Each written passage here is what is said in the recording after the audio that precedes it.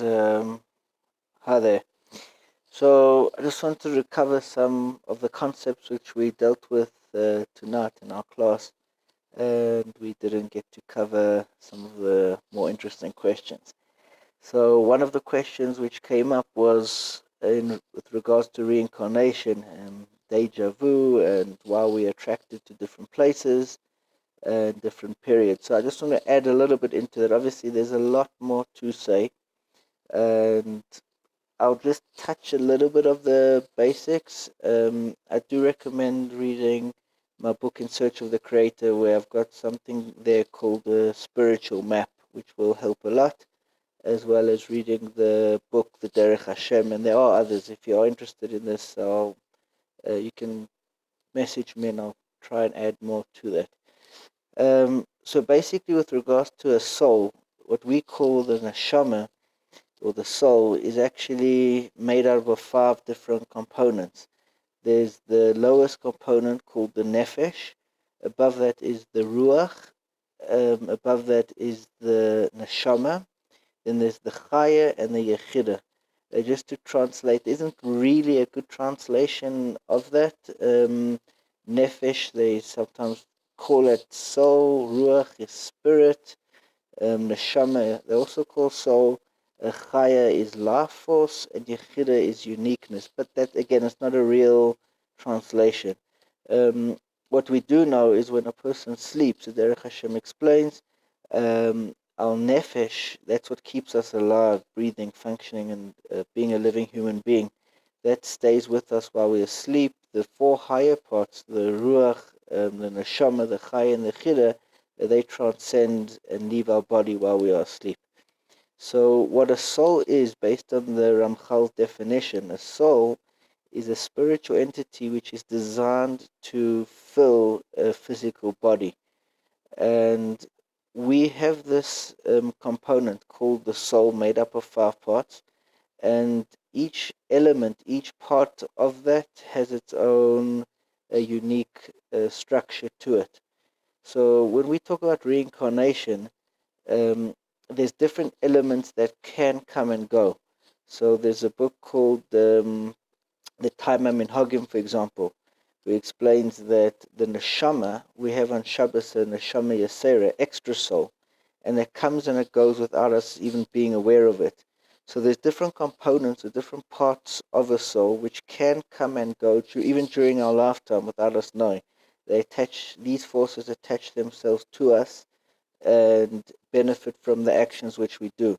Essentially, every time we speak, think, or do an action, that has an impact on our soul.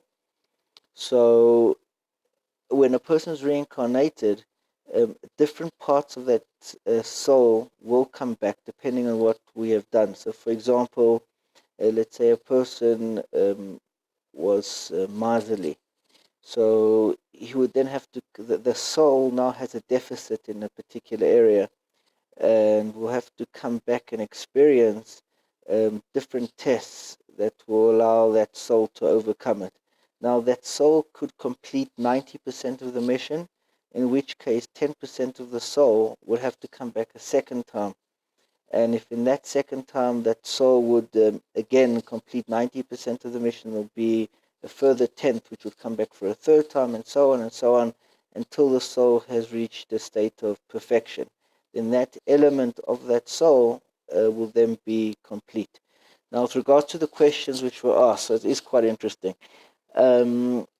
We are drawn to certain places, and as we mentioned tonight in the midrash, before a person is born, so we've given a guided tour of exactly where we're going to live, where we're going to die, who we're going to meet, the different occurrences that are going to happen to us throughout our lifetimes, and we do know intrinsically, we have this gut feel with regards to where we're supposed to be in life at every single stage, almost on a minute by minute basis. So we will be drawn to certain places, and I think I have spoken to some of you in person. If you asked me this question before, why do you have a feeling to travel or to be at a certain place? Now, that instinctual gut feel that you want to be somewhere is often because the soul knows that there's a mission for you to complete. And we also are instinctively drawn to certain time periods, and that could be because a dramatic event happened or a big life changing event happened in a previous life, either the one before, a few before, and you've become attached to that place. So a person can become very rooted and attached depending on the level of spiritual awakening that you've had. So if you've had a very traumatic experience or even a very good experience, a positive experience within a place, your soul will become attached to that place in that particular time period, and you'll be drawn to it. That's why you may be fascinated by a particular um, period in history or particular um, location. That's all got to do with your previous experiences and how you've been rooted to that place. So that will explain why we often feel a desire and an urge to go somewhere. It's got to do with the fact that our soul is rooted to a particular area. It's also important to note that above time, the time space, continuum, it's not as we see it. So an area is overlaid with multiple layers.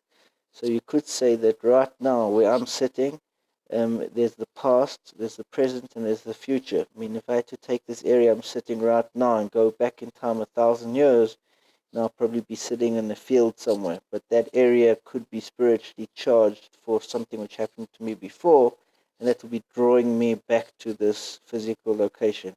So where infrastructure and the area that has changed, there's still energy and forces which are there, still present. So that will explain a little bit about that concept. With regards to deja vu, so that's a whole another topic. There are, call it scientific or neurological explanations for it, got to do with the synapses firing in the brain and delayed responses. A more spiritual approach, which is appealing to me in particular, is based on the same idea, and that is because we've experienced this life beforehand, before we even came down to earth, so we already know what's going to come. So when we see an event or experience something, our mind has already seen it before. So it is in fact a memory. Every event which is happening to us in the present has already been stored before we were born as a memory. So it could be triggering an existing memory which we've had, and we now kind of know we're on track, or it's a cue to remind us that we have seen this, or we've gone down this road before, we've experienced this before. So in actual fact, everything which we've seen or done, we're actually doing it now for a second time. So that could be a way of how to understand deja vu. Um, there are many, as I said, many different explanations of how deja vu works. If you are interested in past life regression hypnosis, which we did mention in class, one book which I'm very, very fond of, and that's basically because it's quite similar to a book called of the Ramban called the Sharh Gmul, and it's very similar to a book called Nefesh HaChaim, and it's very similar to a lot of the work of the Ramchal and of Rav Aryeh Kaplan, which, and it's not related. I did write that in my own book, how the two are very, very similar. So the first book, it's actually a book by the same author. One's called Journey of Souls by Dr. Michael Newton, and he has a second book as well called Destiny of Souls.